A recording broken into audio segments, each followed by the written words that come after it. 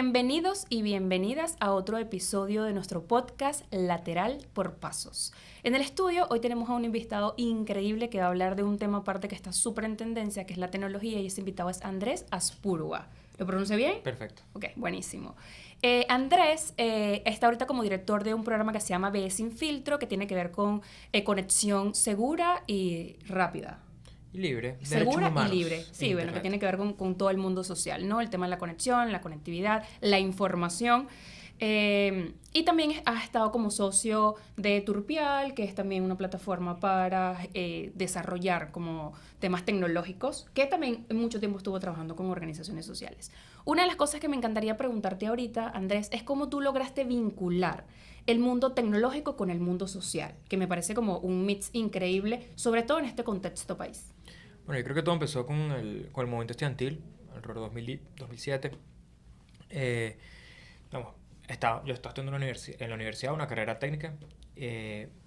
Y bueno, digamos, como nos estábamos movilizando en defensa de derechos civiles y políticos, bueno, uno busca maneras de utilizar sus capacidades y sus conocimientos también digamos, más allá de digamos, la participación inmediata en una protesta, sino buscar llegar un poco más allá. Eventualmente nuestro trabajo y nuestro activismo, como muchos que estamos en ese movimiento, migró a organizaciones de la sociedad civil, un poco más profesionales. eh, y ahí el trabajo ya no es tanto hacer acto de presencia o hacer voz o solamente digamos, hacer el reclamo y movilizar con tus compañeros, sino ya digamos, requiere unas estructuras un poco distintas. Y ahí empezamos a identificar digamos, la falta de capacidades de la sociedad civil venezolana con respecto a temas de tecnología. Entonces, Que siguen estando presentes. yo creo que sí. Sí. Y, digamos, en un contexto donde los derechos civiles y políticos, pero los derechos humanos en ámbito más general, dependen de la tecnología en muchos casos. O sea, hoy en día poder tener acceso a la educación, tener un buen acceso al trabajo, poder buscar trabajo, poder tener acceso a servicios públicos y derechos fundamentales como el derecho a la identidad, todo eso requieren de procesos y sistemas que ocurren en Internet. Personas que no tienen acceso a Internet, no conocen el uso de Internet, no pueden aprovecharlo por distintas razones, no tienen acceso a esos temas. Asimismo, informarse, expresarse y comunicarse hoy en día en Venezuela y prácticamente todo el mundo dependen del Internet. Bueno, no puedes decir que tú puedes tener libertad de expresión si te censuran en Internet, porque la expresión que tú tienes en línea es un componente fundamental y con frecuencia es de los más importantes para tú poder realmente ejercer la libertad de expresión. Entonces, bueno, nosotros identificamos como esa falla, esa falta de capacidades en la sociedad civil venezolana, sobre todo entre organizaciones tradicionales de derechos humanos, y la organización que fundamos empezó a trabajar algunos de esos temas y al final ese trabajo terminó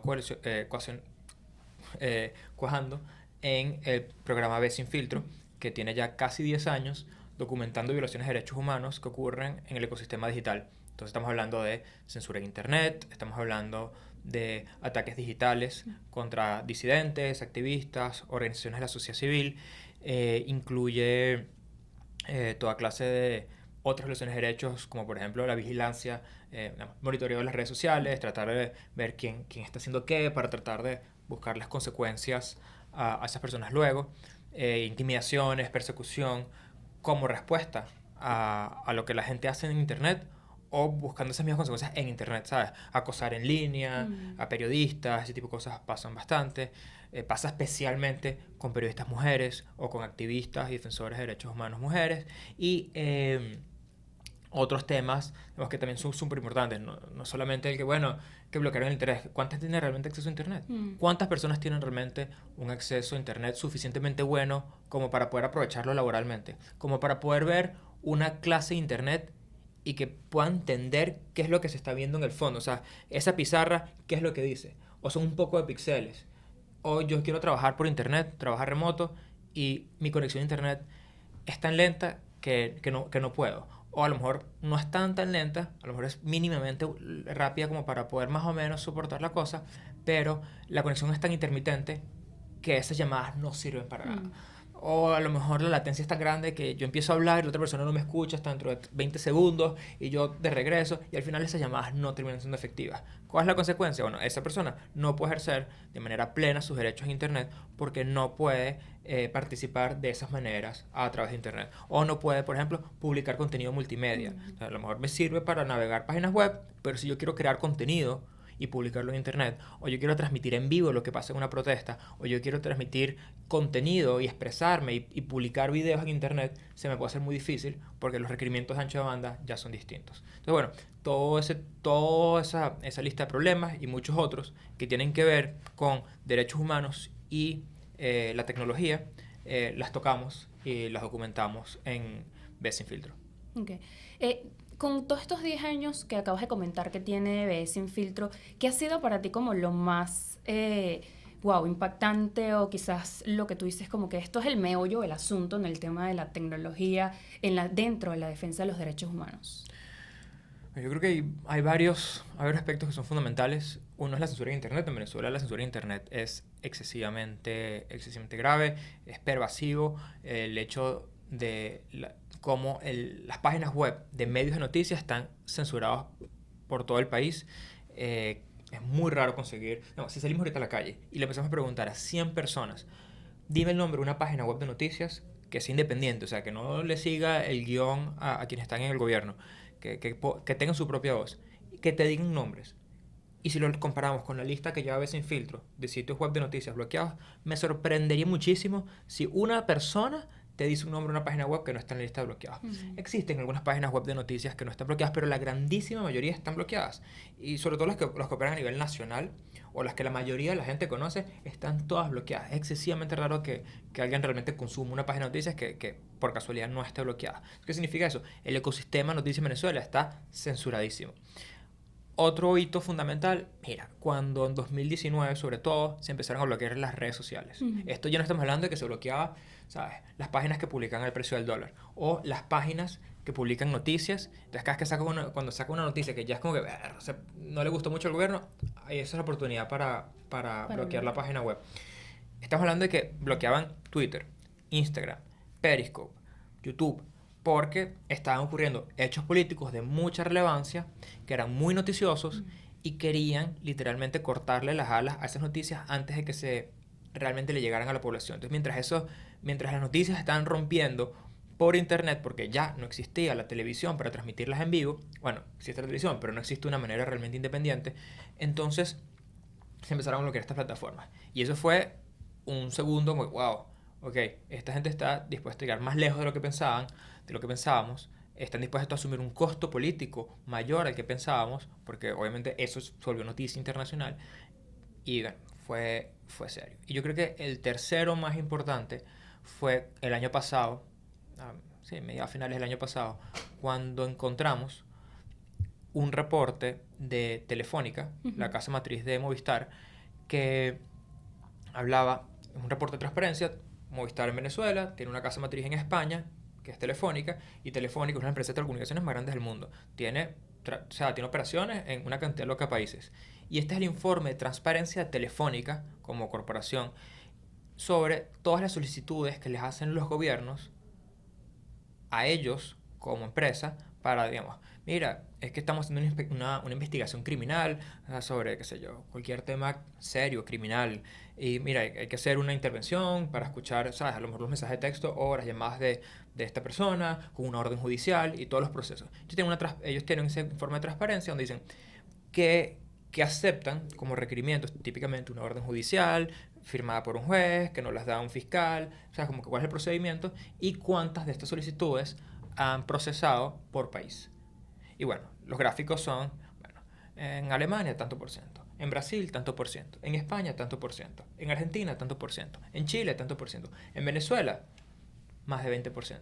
Más de 20% de todas las líneas de Movistar sufrieron algún tipo de intercepción de los datos de las telecomunicaciones en el año 2021. Ese es el dato más reciente que tenemos. Y te voy a explicar luego por qué es el más reciente. Entonces, son el 20% de todas las líneas de Venezuela, aproximadamente, sí, esto solamente de Movistar, pero no tenemos los datos de las otras porque las otras no se atreven Claro. a publicar nada de transparencia.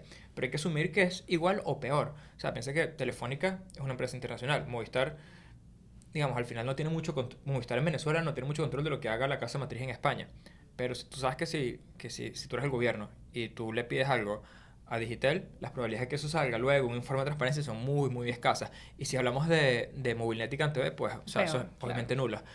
Entonces, asumamos que ese 20% se mantiene entre todas las operadoras. Bueno, o sea, piensa lo que es que el 20% de las líneas de teléfono del país sufrieron algún tipo de intercepción de datos. No necesariamente es que tenías a alguien así, ¿sabes? Escuchando, Escuchando en tiempo claro. real con unos audífonos. Pero eso puede ser que te mandaron a grabar llamadas, a interceptar mensajes de texto. Eso pudiera ser tu ubicación en tiempo real. Por la ubicación. Las operadoras pueden saber dónde estás tú aproximadamente.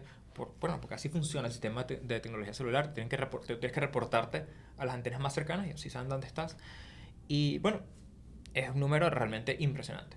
Eso, digamos, nos abrió los ojos a una realidad que nosotros ya sabemos que era grave, pero no nos imaginábamos la escala. Entonces ese fue el tercer hito que realmente nos impactó, porque no esperábamos que eso fuera tan grande. Desde hace años veníamos denunciando la posibilidad y los rumores, por decirlo de alguna manera, de que esto estaba ocurriendo, pero la verdad es que nadie se imaginaba que a esta escala. Esto demuestra que una inversión de recursos, de tecnología y de personas para lograr, vamos, darle Obtener sentido a esa información, cantidad. claro. O sea, tú no pides toda esta información y no... De la nada, o de la para nada, nada. exacto, sin tener una manera de darle uso. Que a lo mejor no toda la data, de nuevo, es tan sofisticada como la gente está escuchando o están transcribiéndolo todo. La verdad es que no, pero a lo mejor algunas personas le están escuchando, otras personas la están ubicando por GPS, otras personas los mensajitos de texto, algunas, ¿sabes? Y una combinación Que el de cúmulo alguno de de esos. información termina siendo peligroso. Claro, no, y cualquier clase de información. Y esto es sin contar los metadatos. Los metadatos son la información sobre tus comunicaciones, no tu comunicación como tal. Entonces, un metadato, por ejemplo, es que si yo te llamo a ti para cuadrar esta entrevista, ¿cuándo va a ser?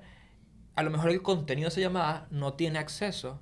Digamos, los metadatos no es el contenido de la llamada, pero es el hecho de que yo te llamé a cierta hora Claro, que desde son mi como esas número a tu conexiones número. que se pueden Exacto. hacer. Entonces tú con eso y tú puedes, digamos, igualito sacar un diagrama de quién se Ujú. comunica con quién va a Cada dónde. cuánto lo hacen. Exactamente. Ok. Entonces, digamos, estamos 20% de datos y otros números también sumamente altos, un poquito menor, de metadatos que se solicitaron a Telefónica en 2021. Ahora, ¿por qué no hay datos más recientes? Bueno, porque en el reporte de transparencia más reciente, el que salió este año 2023, con los datos de 2022, no se publicó ni una sola cifra sobre Venezuela. Wow.